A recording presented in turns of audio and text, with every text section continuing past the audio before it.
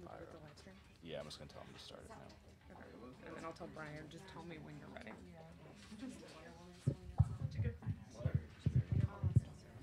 No way. Helene, I'm putting this right behind your head. What? Maybe she'll come to the press conference. You didn't say all the dad jokes? No. Oh, I saw like a rush.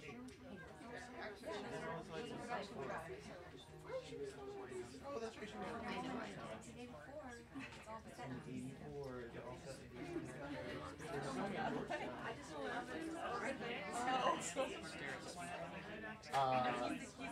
Yeah, I wouldn't just be like sitting It's fine. You seen with this fanny pack? yeah, that was Everybody, I remember seeing the tweet that's like, I don't care like how this makes sense, but I want to see Steve Trevor in like every single time.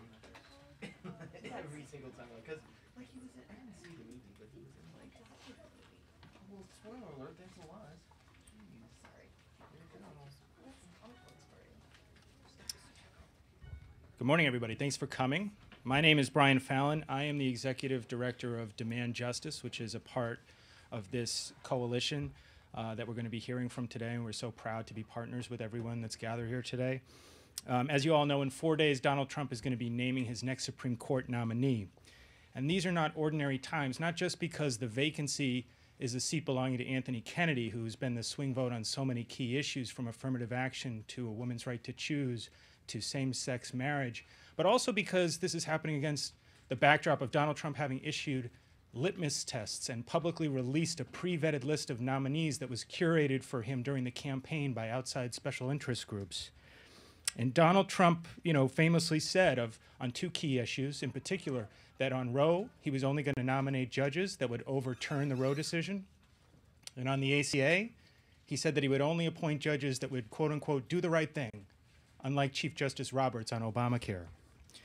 While these litmus test style commitments may have been politically sensible for Donald Trump at the time when he was running in the campaign in 2016, we believe they will come back to haunt his nominee in this summer's confirmation battle.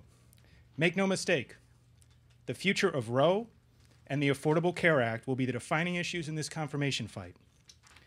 In the last week, and I know so many others have been asked, how can Democrats stop Trump's nominee when they don't have a majority in the Senate? And to that we say, it's true. Democrats do not have a majority in the Senate.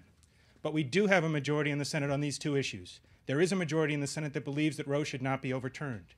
And there is a majority in the Senate that believes that the Affordable Care Act should not be gutted. Several of the names on the top of Trump's list have records on these two issues that will make them lightning rods right out of the gate. I'm thinking of people like Judge Amy Coney Barrett, who called the Roe decision erroneous. I'm thinking of people like Brett Kavanaugh, who praised the dissent in Roe and who disagreed publicly with John Roberts' rationale for upholding the Affordable Care Act. But even in the case that Donald Trump nominates somebody that does not have a public record on these issues, Donald Trump's litmus tests do the talking for them.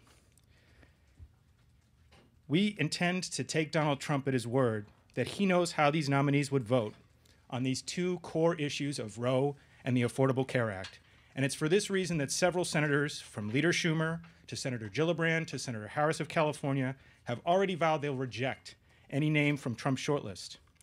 Others have expressed deep skepticism about the names, but are saying they'll wait to hear from the nominee in their own words at a hearing or in a courtesy meeting. And that brings us to the reason for this press conference today, to lay down what we believe should be the standard of what these nominees should have to say when they have to answer to the senators and to the public on these critical issues. Because of Trump's litmus tests, these nominees will face a higher burden than any past nominee. They already start off having 3 strikes against them because of the positions Trump has already ascribed to them. Therefore, this nominee will not have the luxury of trying to skate through these hearings without answering tough questions.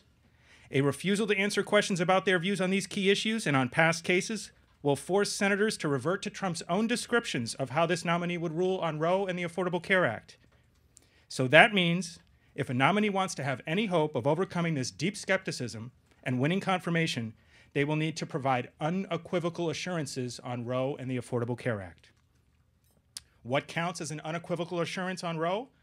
Well, I can tell you one example of something that does not count as an unequivocal assurance. Susan Collins has been going around saying she wants to hear a nominee declare Roe to be precedent and say that they would accord Roe status as precedent and give it weight accordingly. Well, that's not enough. Neil Gorsuch said that Roe is precedent, and of course, just as recently as last month, he sided with the majority in overturning 41-year-old precedent in the Janus case. Here's another example of something that doesn't count as an unequivocal assurance on Roe. At a parade for the 4th of July yesterday, Susan Collins said she wants to hear a nominee declare that Roe is the settled law of the land. Well, those are the words we heard from John Roberts in 2005, and he went on in 2016 to join a decision where if he had his way, he would have upheld a highly restrictive anti-abortion law that came out of Texas. So we're here to warn Trump's nominee and to tell Susan Collins, calling Roe a precedent or settled law is not enough, not even close. Past Republican appointed nominees have proven that these words mean nothing when they get onto the bench. We need a Supreme Court justice who will uphold Roe. We need a Supreme Court justice who believes that whole women's health in 2016 was rightly decided. We need a Supreme Court justice who believes that a woman has a right to safe legal abortion. And the specific standards that we want to hear from this nominee are going to be laid out by the speakers here today.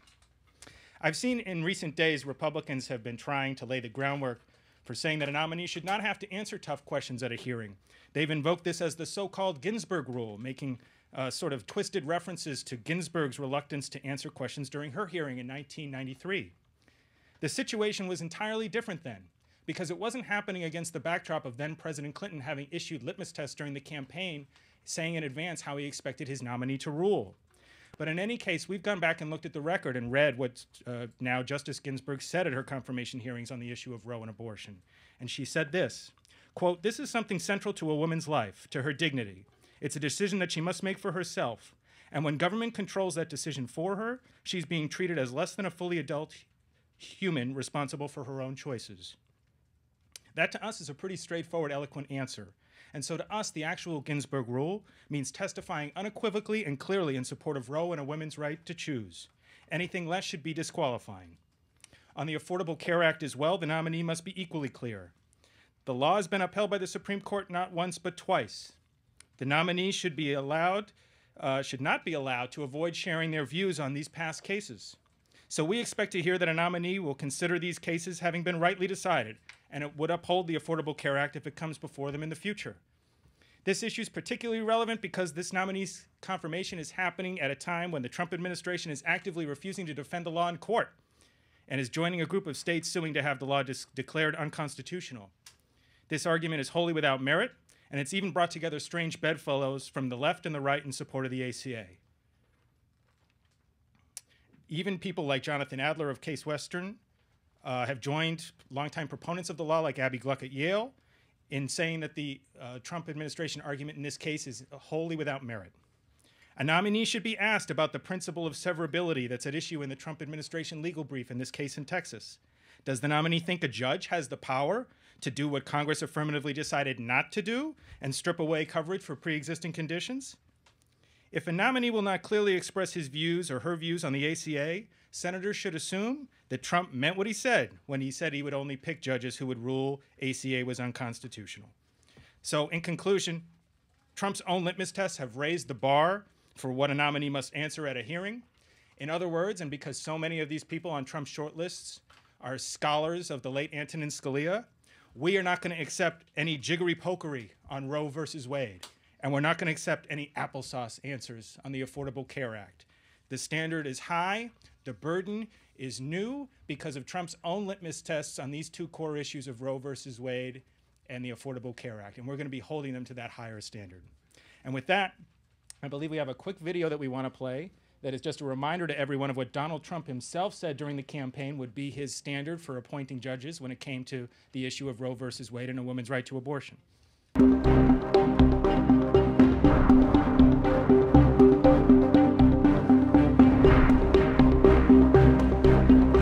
Do you want to see the court overturn Roe v. Wade? Well, if we put another 2 or perhaps 3 justices on, that's really what's going to be, that will happen.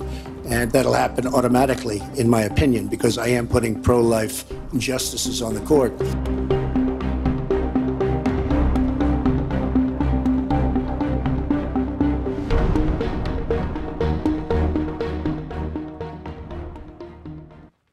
And next we'll hear from Don Legans from Planned Parenthood.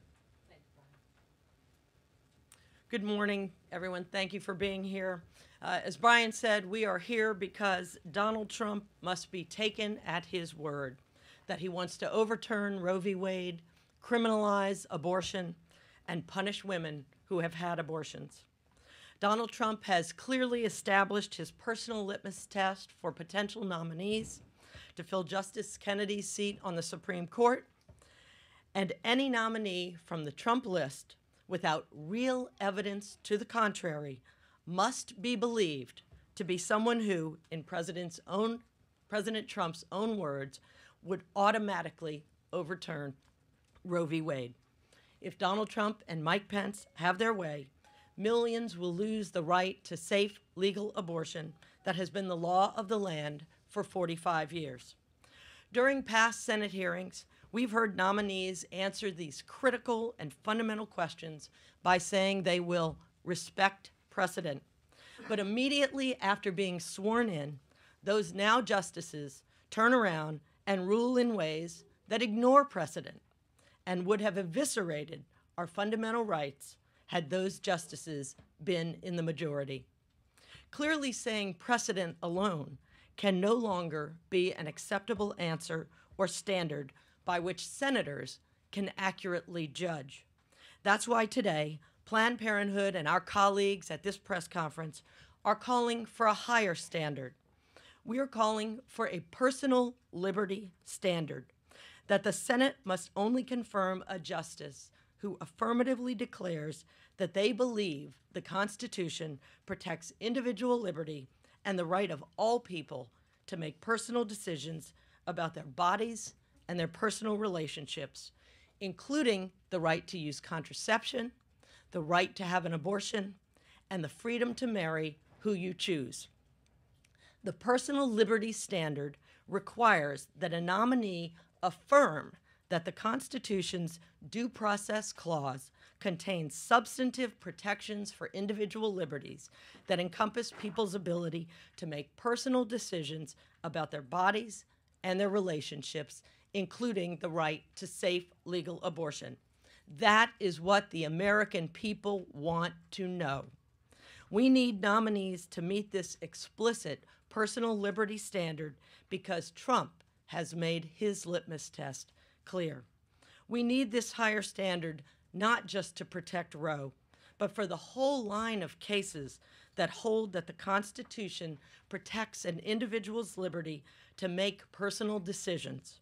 This line of cases, again, affects our fundamental rights from access to birth control, to abortion, to freedoms for LGBTQ people. If a nominee doesn't meet this standard, then they cannot be counted on to protect a woman's right to choose. We know that meeting this standard is possible. Actually, as Brian said, Justice Ruth Bader Ginsburg made clear in her confirmation hearing that the Due Process Clause of the Constitution encompasses, in her words, a constitutional right to make basic decisions about one's life's course.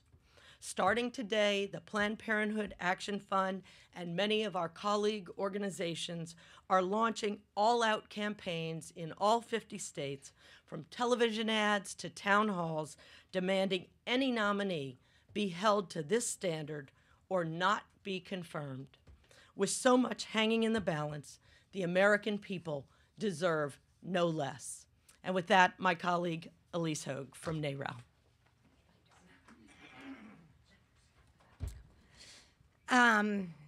Hi. Thank you to the leaders and members of Demand Justice, Planned Parenthood, the National Women's Law Center, and the National Asian Pacific American Women's Forum. Across the country, women and our families are facing a dire crisis of our personal freedom, a crisis of control over our futures, and a crisis of national leadership at this very clutch moment. We're living under an administration that has institutionalized a radical anti-democratic movement that it is as cruel as it is extreme. We know, and we know for sure, that any of Trump's list of 25 will vote to decimate our rights as enshrined under Roe. Period, full stop. Let's lay it out. President Trump and Vice President Mike Pence ran for office on the promise to only appoint Supreme Court justices that would gut Roe v. Wade. They did it, of course, to win the support of radical multi-million-dollar anti-choice organizations, but they did it because they share the ideology. They appointed Justice Gorsuch, an ideological mercenary on the court, who after this term has proven his critics true. They point to him as a model. At the state level, radical state legislators are already passing draconian abortion restrictions that they boast could be the basis of the lawsuits that the Supreme Court would use to gut Roe. And we know from public records that they work back channels to encourage Justice Kennedy to retire in this moment. Their intent is not subtle. It's not a mystery. It's obvious.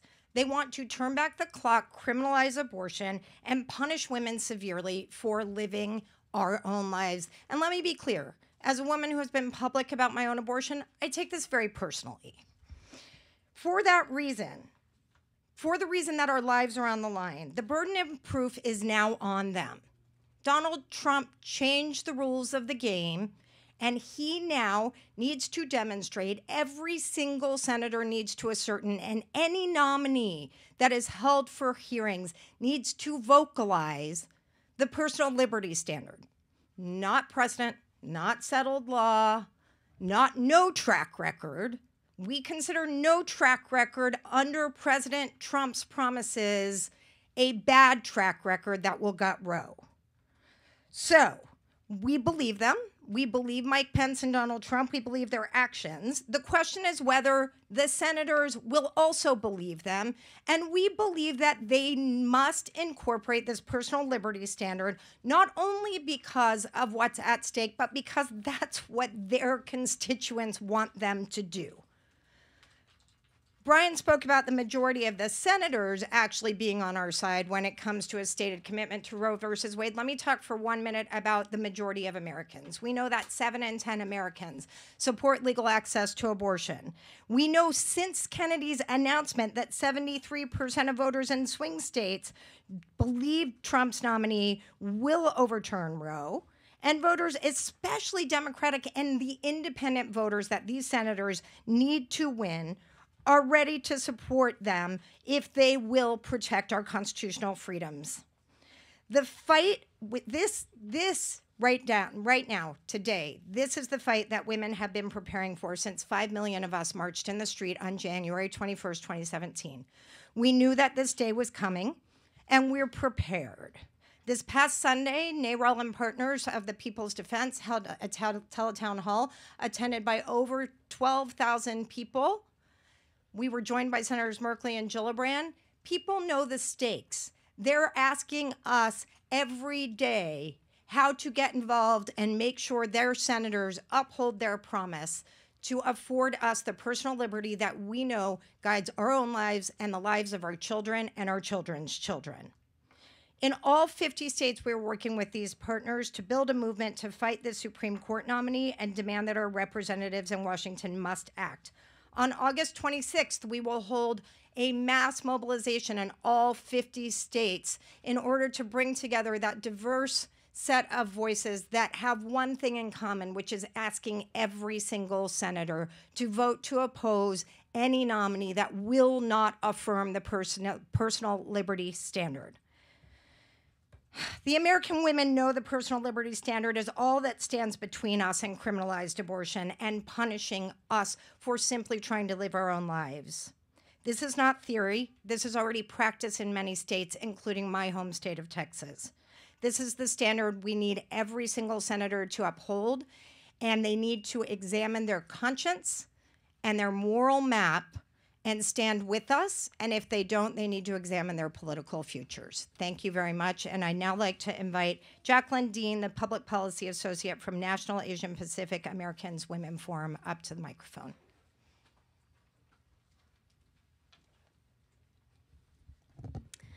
Good morning, everyone. My name is Jacqueline Dean. I'm with the National Asian Pacific American Women's Forum, the only national organization building a movement to advance social justice and human rights for Asian American, Pacific Islander women and girls in the U.S.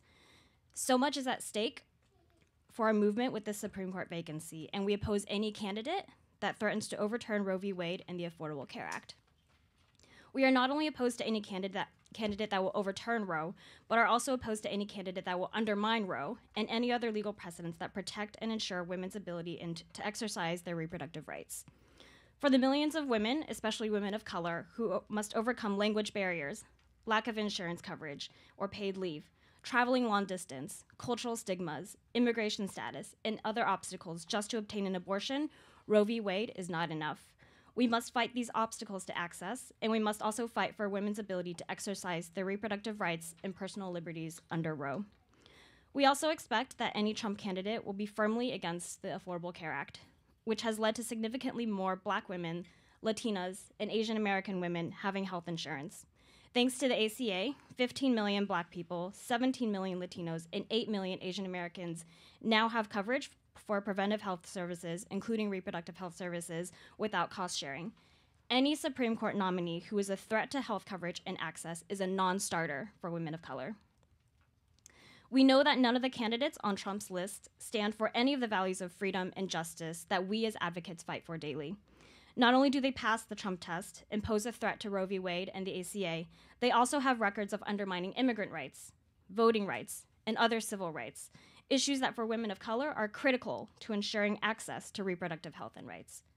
Just last week, we saw the Supreme Court vote against women's right to know about the truth about where they are seeking reproductive health services. They voted in favor of a travel ban that targets Muslims and separates families.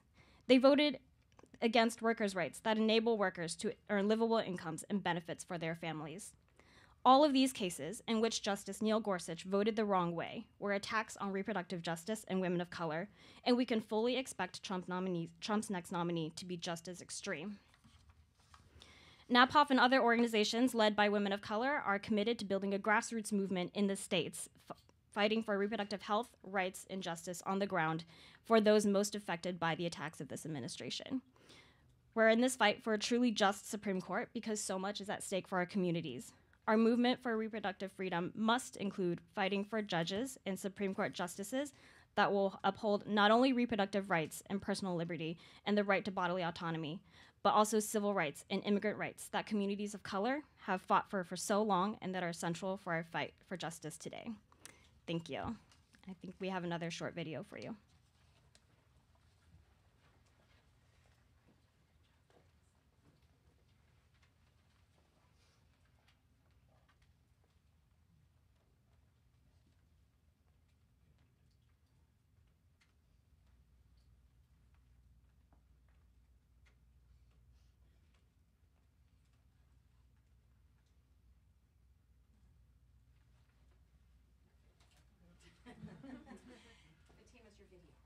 I'm sorry, I think we probably know what that video would say.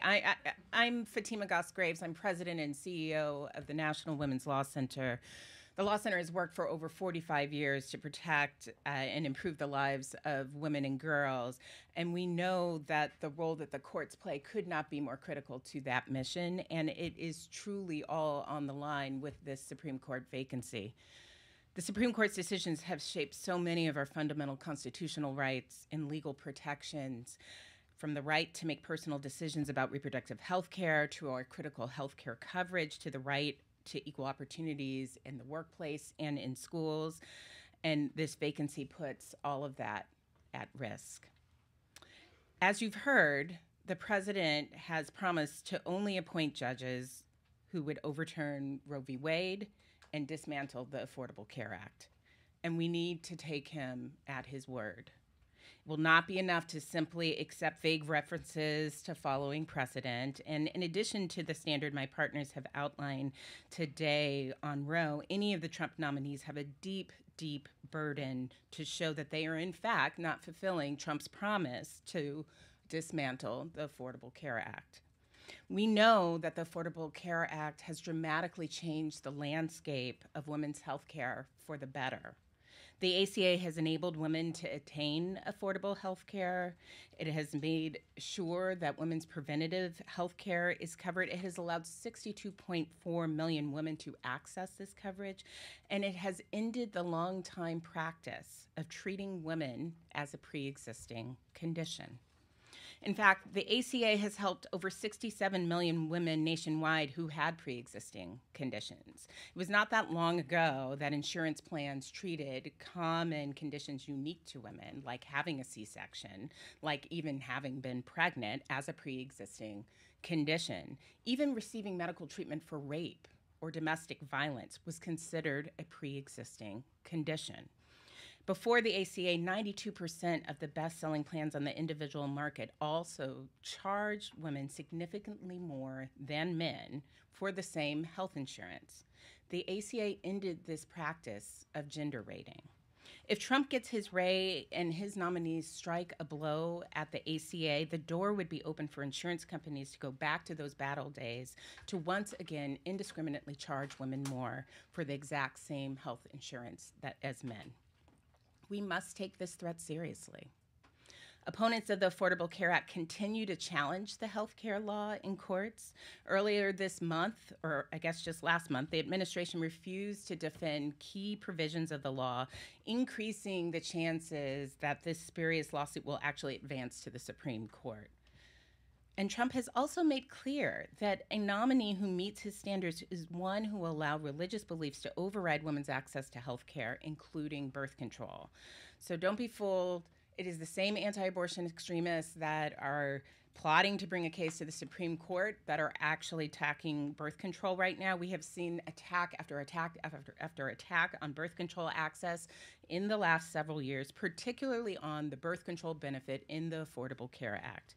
We must take Trump at his word, and every senator should too. The burden is on his nominee to prove that he or she is not as Trump has promised. Women's dignity, their health, and even their lives are on the line. Thank you. Thank you so much to our speakers. At this point, we're going to open it up for questions and answers from any credentialed media in the room. So if our speakers will just come up, we'll open it up to questions. Can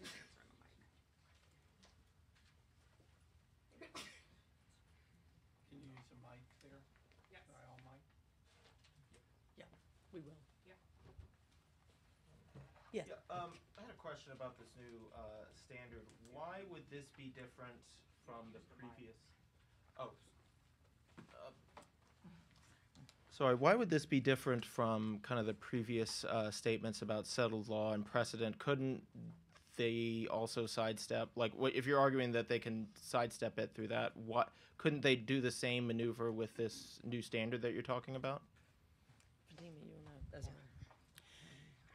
What we're really getting at today is the fact that these vague references to precedent and settled law have allowed people to actually not look more deeply into what is at stake. What we know is at stake here is not only the right to abortion, but all of the things that come with the fundamental right to privacy. So that includes accessing birth control. That includes the ability to have consensual adult relationships. That includes the freedom to marry. And so what we are really asking here is to not allow the typical approach that has happened in hearing after hearing, where nominees have said, trust me, I understand that it's a precedent, and instead look more deeply into it and ask and ensure that they go deep and explain whether or not they are also in favor of the critical things that ground that precedent.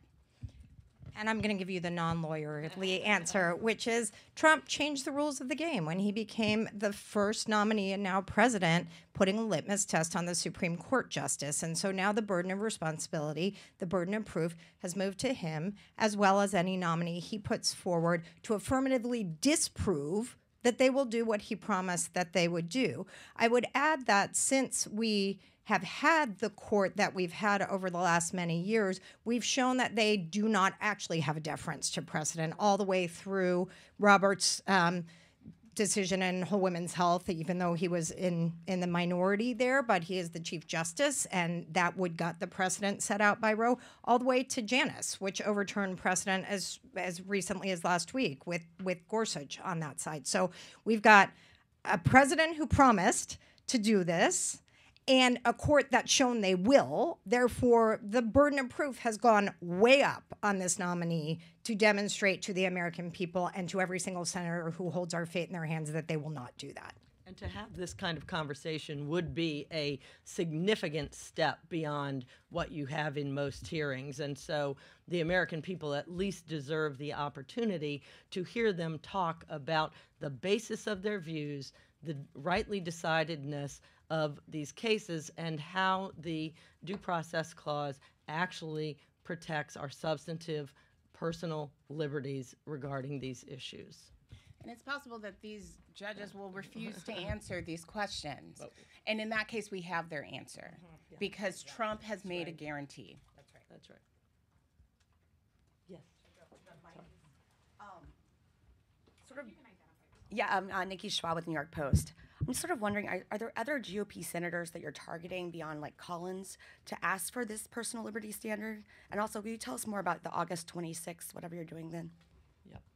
So I can start there, and then I'm happy to pass it to Dawn. So the August 26th Day of Action is actually designed for all 100 senators in all 50 states to get the singular message about the personal liberty standard and about the vast majority of American people who do not want their personal liberties put on the line with this nominee. We expect... So in some states, there will be more than one action. These are rallies. These are town halls. We expect the senators will be home and that they should listen to their constituents on that day. And so when you get to, who, of course, we believe Senator Collins and Senator Murkowski, because they have said that they abide by Roe, should uphold the personal liberty standard. But, we're looking at people like Senator Gardner and Senator Heller who live in hugely libertarian states. I mean, the numbers for people who want legal access to abortion and the government out of their lives in those states are astronomical. So you've got Senator Heller having to listen to people in Nevada and get reelected in November, but also Gardner, who's coming up in 2020 after this court has started to hand down decisions. That's a very difficult position to hold. Well, and in every one of these states, I mean, we're talking about what Elise said during her remarks, some 70% of Americans back Roe v. Wade as the law of the land. And that means significant majorities of not just Democrats, independents, and even a significant number of Republicans in all of these states significantly care about this seat and the fact that their rights hang in the balance. And I should just throw out there, if you guys are on our press list, we released poll results in these states this morning. The only other thing I'll just quickly add is that you're going to be hearing people from all summer long, right? This is something that the volume will be turned up. Women will not stand for this. Hi, I'm Hiba Abdullah. I'm with ARD German Television, and this question is really more for Elise. You alluded earlier to your own personal experience and why this issue is important to you. Could you talk a little bit more about how this is affecting you personally, given your own experience and what this means for you? Did you ever imagine that you'd be in this position?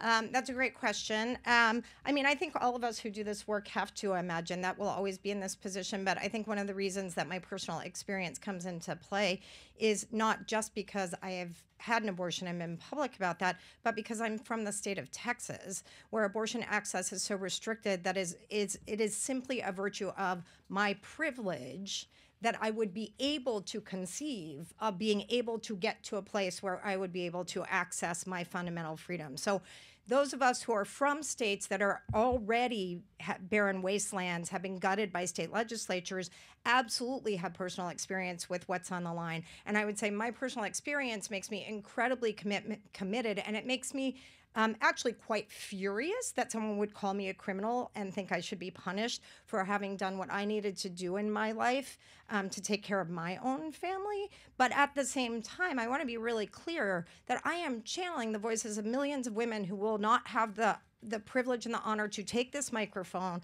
from my home states and states around this nation, largely who do not look like me and who did not have the options I had in the moment. Any other questions? We thank you very much for attending today, and will be available afterward as well. Thanks. Thank you guys very much. Thank you. Yeah, Very hot, I know. All right, we've got water. Yeah. Water here.